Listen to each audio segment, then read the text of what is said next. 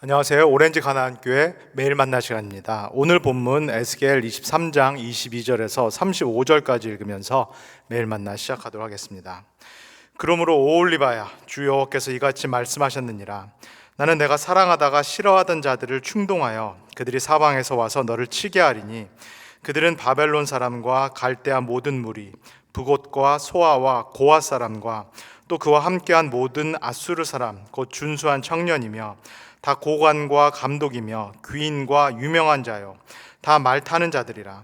그들이 무기와 병거와 수레와 크고 작은 방패를 이끌고 투구 쓴 군대를 거느리고 치러 와서 너를 애워싸리라. 내가 재판을 그들에게 맡긴즉 그들이 그들의 법대로 너를 재판하리라. 내가 너를 향하여 질투하리니 그들이 분내어 내 코와 귀를 깎아버리고 남은 자를 칼로 엎드러뜨리며 내 자녀를 빼앗고 그 남은 자를 불에 사르며 또 내 옷을 벗기며 내 장식품을 빼앗을지라. 이와 같이 내가 내 음란과 애굽 땅에서부터 행음받은 것을 그치게 하여 너로 그들로 향하여 눈을 들지도 못하게 하며 다시는 애굽을 기억하지도 못하게 하리라. 주 여호와께서 이같이 말씀하셨느니라. 나는 내가 미워하는 자와 내 마음에 싫어하는 자의 손에 너를 붙이리니 그들이 미워하는 마음으로 내게 행하여 내 모든 수고한 것을 빼앗고 너를 벌거벗은 몸으로 두어서 내 음행에 벗은 몸 곧 내 음란하며 행음하던 것을 드러낼 것이라. 내가 이같이 당할 것은 내가 음란하게 이방을 따르고 그 우상들로 더럽혔기 때문이로다. 내가 내 형의 길로 행하였은즉 내가 그의 잔을 내 손에 주리라. 주 여호와께서 이같이 말씀하셨느니라. 깊고 크고 가득히 담긴 내 형의 잔을 내가 마시고 코웃음과 조롱을 당하리라. 내가 내 형 사마리아의 잔, 곧 놀람과 패망의 잔에 넘치게 취하고 근심할지라. 내가 그 잔을 다 기울여 마시고 그 깨어진 조각을 씹으며 내 유방을 꼬집을 것은 내가 이렇게 말하였음이라. 주 여호와의 말씀이니라. 그러므로 주 여호와께서 이같이 말씀하셨느니라. 내가 나를 잊었고 또 나를 내 등 뒤에 버렸은즉 너는 내 음란과 내 음행의 죄를 담당할지니라 하시니라. 아멘. 오늘 함께 읽은 이 에스겔 23장의 말씀은 앞구절, 저희가 어제 매일 만나에서 다루었던 앞구절과 연결이 되어 있습니다. 오늘 말씀을 정확하게 이해하기 위해서 전체 맥락에서 보기 위해서는 그래서 앞구절의 중요한 부분을 다시 볼 필요가 있겠습니다. 23장 1절에서 4절까지 말씀을 제가 한번 읽겠습니다. 또 여호와의 말씀이 내게 임하여 이르시되 인자야, 두 여인이 있었으니 한 어머니의 딸이라. 그들이 애굽에서 행음하되 어렸을 때 행음하여 그들의 유방이 눌리며 그 처녀의 가슴이 어루만져졌나니 그 이름이 형은 오홀라요 아오는 오홀리바라. 그들이 내게 속하여 자녀를 낳았나니 그 이름으로 말하면 오홀라는 사마리아요 오홀리바는 예루살렘이니라. 에스겔이 자주 사용하는 비유라는 형식의 이야기입니다. 이 이야기에 한 어머니에서 나온 두 자매, 두 형제가 등장합니다. 한 명은 오홀라라는 이름의 그 언니고 동생은 오홀리바라는 그런 여인입니다. 예수님의 비유에서 알 수 있듯이 비유라는 형식은 우리가 잘 알고 있는 어떤 대상을 빗대어서 또 다른 실제, 또 다른 실체를 가리키는 것이 비유의 의미입니다. 이스라엘 백성에게는 이 오홀라 그리고 오홀리바라는 이름이 매우 익숙합니다. 그래서 이스라엘 백성이 이 이야기, 이 비유를 들었을 때 이 이야기가 또 이 주인공들이 누구를 상징한다, 가리킨다라는 것을 어렴풋이 알 수 있습니다. 먼저 동생의 이름 이 오홀리바라는 이름은 창세기에서 나오는 에서의 이방 아내의 이름과 같습니다. 이 이야기는 청중들이 이 비유 이야기를 들으면서 우리들이 이스라엘 백성들이 이방 여인을 받아들였고 이방 종교와 그리고 이방 풍습을 받아들였다라는 그 이야기를 이렇게 깨닫게 됩니다. 마찬가지로 오홀라 그리고 오홀리바라는 그 이름은 어원상 텐트 그리고 천막을 말합니다. 이스라엘 백성이 마찬가지로 이 두 이름을 들으면서 자연스럽게 그들의 조상이 광야에서 보냈던 그때 그리고 광야에서의 이동식 천막 그리고 이동식 성막을 떠올리게 됩니다. 이 오홀라와 오홀리바 두 자매가 이 천막, 성막을 그들의 행위 때문에 더럽혔다라는 그 이야기.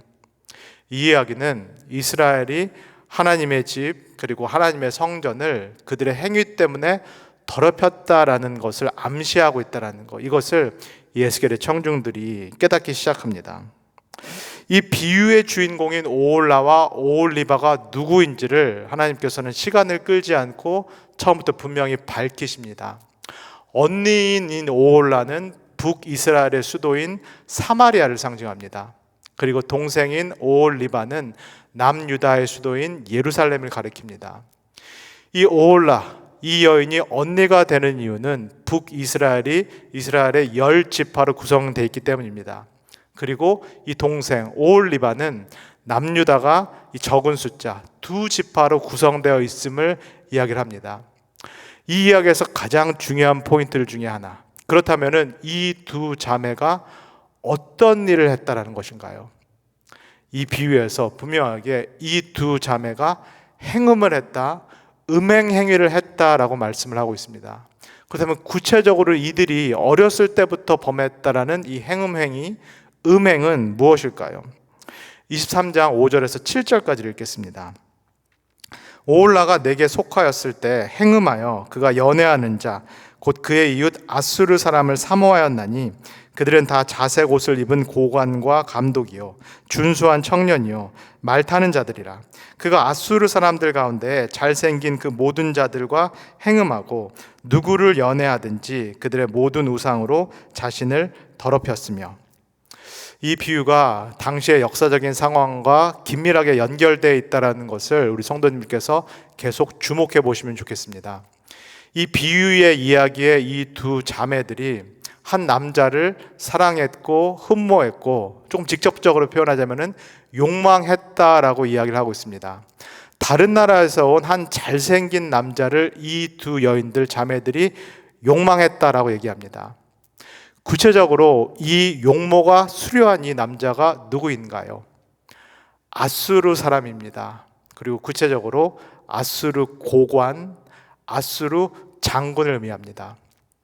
이 비유 이야기를 역사적인 상황에 덧입혀서 저희가 해석한다면은 이 두 여인들로 상징되는 북이스라엘과 남유다가 아수르 제국을 사모했다는 것, 그리고 이 아수르 제국의 용모가 수려한 남자, 이 아수르 제국의 황제, 그리고 그의 군사력을 이 이스라엘이 사모했고 욕망했다라는 그런 이야기입니다. 여기서 이 이스라엘이 처했던 당시의 역사적인 상황, 그리고 이스라엘의 이 지정학적인 위치를 한번 같이 고려해 보도록 하겠습니다. 이스라엘이라는 이 나라는 고대 근동에서 늘상 약소국이었습니다.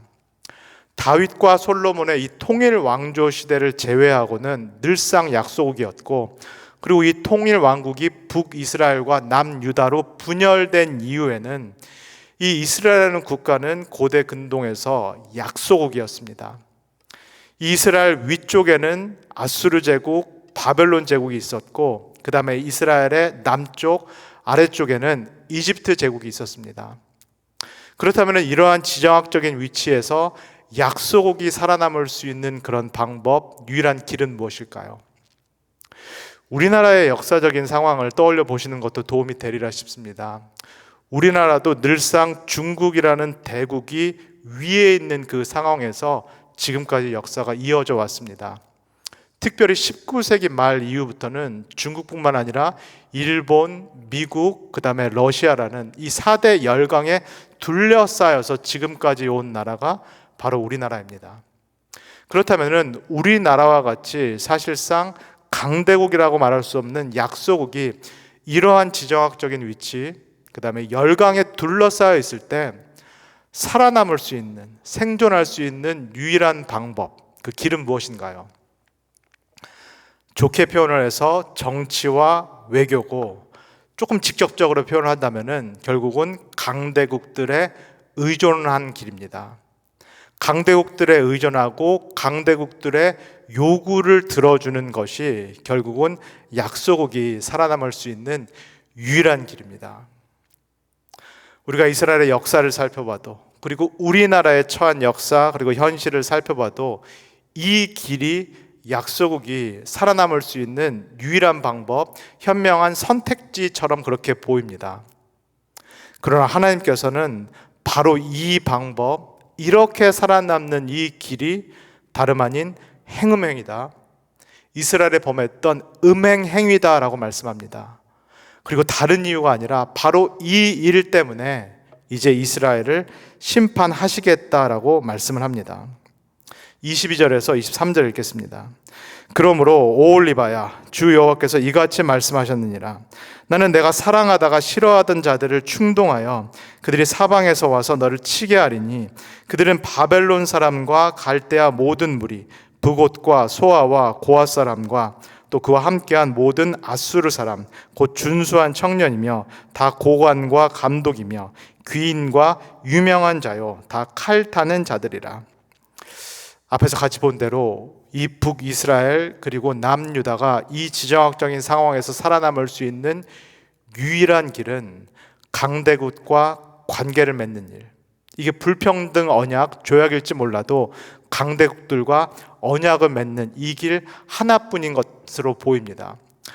이 메소포타미아 문명에 있는 아수르 제국이라든가 이 바벨론 제국과 언약을 맺고, 또는 밑에 있는 이집트 제국과 언약을 맺어서 위에서 침략을 할 때에는 밑에 제국에 붙고, 밑에 제국 이집트 제국이 침략할 때에는 위에 있는 아수르 제국이라든가 바벨론 제국에 붙는 것, 이것이 이스라엘이 살아남을 수 있는 유일한 방법, 유일한 길처럼 보입니다. 그런데 이러한 정치적인 방법이 문제가 되는 이유는 무엇일까요? 이러한 방법이 코앞에, 눈앞에 닥친 문제를, 단기간의 문제를 해결할 수 있을지 모르겠지만은 이런 방식이 장기적으로 이어지다가 맞을 수밖에 없는 종국의 결말은 무엇인가요? 결국은 이런 방식의 외교 관계를 맺다가 모든 나라들에게 심판을 당할 수밖에 없는, 모든 나라를 적으로 돌릴 수밖에 없는 것이 이런 방식의 정치적인 관계입니다. 이 나라와도 언약을 맺고 저 나라와도 언약을 맺고 필요에 따라서 이 나라에 붙었다가 그리고 상황이 바뀌면은 저 나라에 붙는, 그 당시의 문제만 해결하고자 하는 이 방식은 결국은 모든 나라들, 주위에 있는 모든 나라들을 적으로 만들어 버립니다. 주위에 있는 모든 나라들이 이 이스라엘을 더 이상 신뢰하지 않습니다. 그래서 이스라엘이 도움을 요청할 때, 필요할 때 이 주변국들, 언약을 맺었던 주변국들에게 도움을 요청해도 이제는 주변에 있는 강대국들이 이 언약을 지키지 않습니다.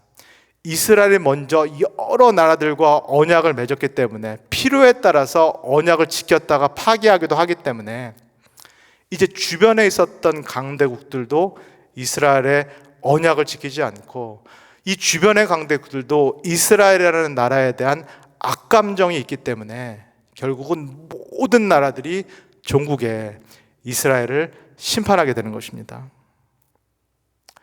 여기까지가 우리가 눈을 통해서 볼 수 있는, 우리가 관찰할 수 있는 역사적인 사실입니다. 이스라엘이 이런 방식의 정치 관계를 맺다가, 이런 방식의 외교적인 관계를 맺다가 주변의 모든 열방들에게 심판을 당했다라는 것, 특별히 북쪽에 있는 강대국 아수르나 바벨론 제국, 남쪽에 있는 강대국 이집트에게 심판을 당했다라는 것이 우리가 눈으로 관찰할 수 있는 역사적인 사실입니다. 그런데 하나님의 보내심을 받은 이 선지자 에스겔은 더 깊은 곳을 봅니다. 이 표면적인, 표층적인 것을 보는 것이 아니라 하나님이 보내신 이 에스겔은 더 심층적인 것을 보기 시작합니다. 이스라엘의 더 근원적인 문제를 이 에스겔은 보기 시작합니다. 25절에서 27절을 읽겠습니다. 내가 너를 향하여 질투하리니 그들이 분내어 내 코와 귀를 깎아버리고 남은 자를 불에 사르며 또 내 옷을 벗기며 내 장식품을 빼앗을지라. 이와 같이 내가 내 음란과 애굽 땅에서부터 행음하던 것을 그치게 하여 너로 그들을 향하여 눈을 들지도 못하게 하며 다시는 애굽을 기억하지도 못하게 하리라. 겉으로 보이는 이 문제 말고 더 깊은 문제, 더 더 심층적인 이 근원적인 이스라엘의 원초적인 문제는 무엇인가요? 에스겔이 지금 말하고 있는 것처럼 이스라엘이 자꾸만 애굽을, 이집트를 되돌아본다라는 사실입니다. 마치 롯의 아내가 그가 떠났던 소돔과 고모라의 삶을 그리워하면서 그가 떠나는 와중에도 뒤돌아봤던 것처럼 이 이스라엘의 본질적인 문제는 이들이 자꾸만 그들이 나왔던 이집트, 애굽을 돌아본다라는 사실입니다. 그들이 하나님의 인도하심을 따라서 출애굽을 했고 시내산에서 하나님과의 유일한 언약을 맺었음에도 불구하고, 그리고 이 언약 이후에는 하나님만이 유일하신 하나님이 되고 그 다음에 우리가 하나님의 유일한 백성이 된다라는 이 절대적이고 그리고 배타적인 하나님과의 언약을 맺었음에도 불구하고 이 이스라엘은 계속해서 자꾸만 이 애굽, 이집트를 뒤돌아보고 그때를 기억한다라는 이야기입니다. 이 이야기는 무엇을 의미할까요? 애굽과 이집트를 기억하고 뒤돌아본다라는 것, 그리워한다라는 것은 무엇을 의미할까요? 하나님과 언약을 맺기 이전의 삶을 더 그리워한다는 얘기입니다. 하나님께서 내 삶에 계시지 않았던 때를 더 사모한다는 이야기입니다. 하나님이 아니라 내가 내 삶의 주인으로서 살았던 그때, 사실은 주인이 바로와 같은 포악한 주인이 있었지만 그럼에도 불구하고 그때는 내가 원하는 고기를 먹을 수 있었던 그때가 차라리 나았다라는 거. 이스라엘의 조상들이 광야에서 끝없이 불평했다라는 거. 애굽으로 돌아가는 것이 차라리 낫겠다. 이 이스라엘의 원초적이고 태생적이고 근원적인 이 욕망, 하나님이 없이 살고 싶다. 그리고 내가 하나님을 신뢰하는 것보다도 눈에 보이는 것들을 신뢰하면서 살아가는 것이 더 낫겠다. 이것이 이스라엘의 뿌리 깊은 원죄다라고 하나님께서 말씀하고 계십니다. 이것은 정말로 깊은 신학적인 도전을 이스라엘 백성에게 그리고 오늘날 우리에게 주고 있습니다. 너무나도 아이러니한 상황이고 너무나도 믿기지 않는 상황입니다.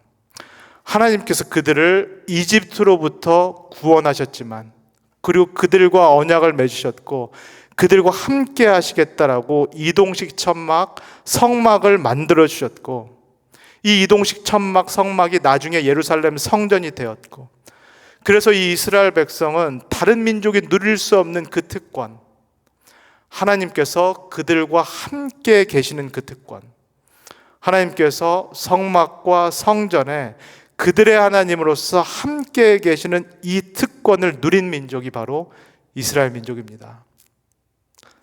그러나 너무나 아이러니하게도, 너무나 믿기지 않게도 이스라엘이 갖고 있었던 이 원초적인 그런 문제는 가까이 계신 이 하나님을 이들이 원하지 않는다라는 겁니다.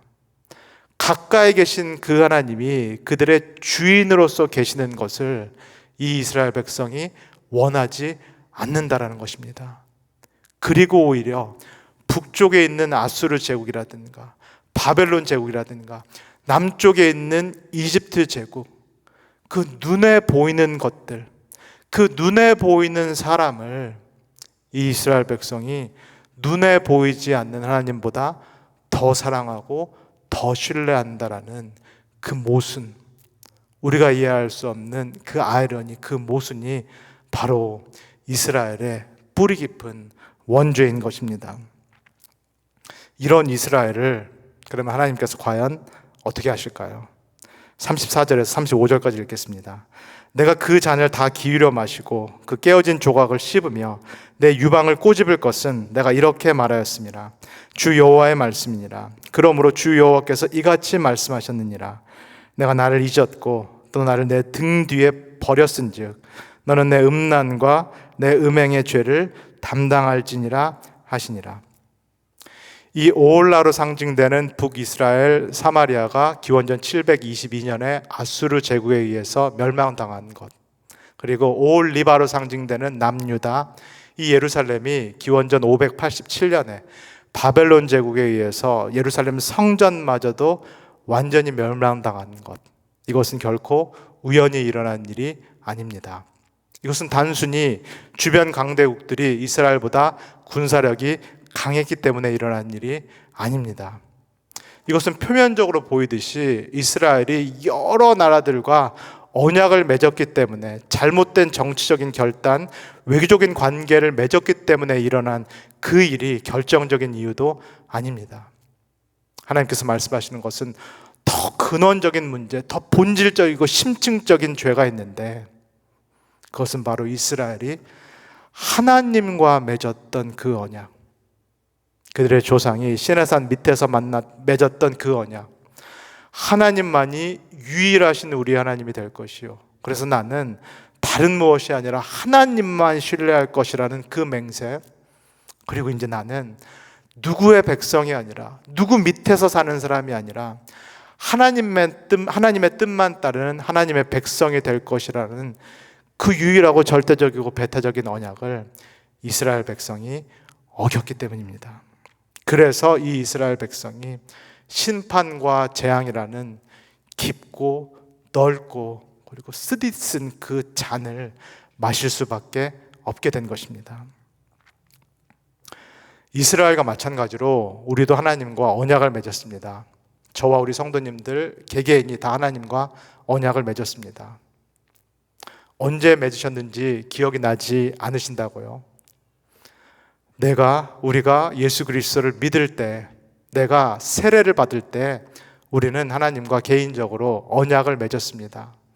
내가 살아계신 하나님 앞에서 언약을 지키겠다라고 약속을 했고, 내가 믿음을 고백할 때, 내가 세례를 공적으로 고백할 때 그 자리에 수많은 성도들이 증인으로 나의 언약, 나의 맹세의 자리를 목격을 했습니다. 이스라엘이 시내산 밑에서 언약을 맺었듯이 우리도 하나님 한 분만을 내가 유일하신 하나님으로 믿고 신뢰하겠다. 그리고 나는 하나님의 자녀로서 이 땅을 살아가겠다. 하나님 당신께만 절대적인 순종과 신뢰를 드리겠다라는 그 언약을 했습니다. 그리고 내가 이 세례를 받은 이후에는 교회 공동체, 하나님의 이 언약 백성이라는 교회 공동체에 속해서 교회의 가르침에 따라서 하나님의 백성으로, 하나님의 자녀로 자라가는데 최선을 다하겠다라는 그 맹세, 그 언약을 내가 예수 그리스도를 처음 믿을 때, 그리고 내가 세례를 받을 때 분명히 했습니다. 그럼에도 불구하고 우리 성도님들 가운데에서 자꾸만 뒤를 돌아보고 계신 그런 분이 혹시 계신지요? 자꾸만 나만의 이집트, 나만의 애굽을 돌아보고 계신 분이 혹시 계신지요? 내가 예수 그리스도를 믿기 전의 삶, 내가 세례를 받기 전의 삶을 내가 사실상 흠모하고 있고, 내가 믿고 세례를 받았지만 사실은 나의 삶의 모습이 믿기 전의 모습과 동일한지, 세례를 받기 전의 모습과 아무 차이가 없는지 우리가 반드시 돌아봐야 될 줄 믿습니다. 오늘 들은 말씀을 통하여서 다시 한번 우리가 함께 기억하기를 소원합니다. 내가 예수 그리스도를 믿고 세례를 받기로 결단하는 그 이후부터 이미 내 삶은 내 삶의 것이 아니라는 것, 이미 내 삶은 하나님의 것이 되었다라는 것을 다시 한번 기억할 수 있기를 소원합니다. 내가 세례를 받을 때 이미 내 삶의 소유가 내 것이 아니라 내 삶 전체가, 내 존재 전체가 하나님의 소유가 되었다라는 것, 그것을 내가 약속했다라는 것, 내가 서약했다라는 것, 내가 하나님 앞에서 맹세했다라는 것을 다시 한번 기억할 수 있는 우리 모두가 되기를 주님의 이름으로 간절히 소원합니다. 다 같이 기도하겠습니다. 사랑의 주님, 오늘 이스라엘을 통하여서 그들의 근원적이고 원초적인 죄, 우리 인간의 원죄라는 것이 무엇인지를 다시 한번 보게 하여 주셔서 감사합니다. 하나님, 우리의 원죄는 우리가 하나님 없이 살기를 원한다는 것입니다. 우리의 원죄는 내가 하나님이 되어서 내가 원하는 대로 살고 싶다라는 것. 내가 예수 그리스도를 믿기 전에도 그 원죄가 있었지만 사실은 예수 그리스도를 믿은 이후에도 세례를 받은 이후에도 내가 그 원죄의 영향 아래에 있다라는 것을 하나님 이 시간에 정직하게 하나님께 고백합니다. 하나님, 그러나 내가 처음 믿을 때 그리고 세례를 받을 때 결단했던 것처럼 오늘 이 시간 다시 한번 결단하기를 소원합니다. 내내 여전히 하나님 없이 살고자 하는, 내 인생의 주인이 내가 되고자 하는 그 원죄의 욕망이 있지만 하나님 이 시간에 내가 그 원죄를 끊어내기로 결단합니다. 내가 그 원죄와 싸우기를 결단합니다. 하나님, 우리의 연약함을 아시오니 성령께서 우리와 함께하여 주셔서 이제 내 삶이 나의 것이 아니라 하나님의 것임을 인정하고 결단하며 살 수 있는 오늘 하루 될 수 있도록 우리를 축복하여 주시옵소서. 감사드리며 예수님의 이름으로 기도합니다. 아멘.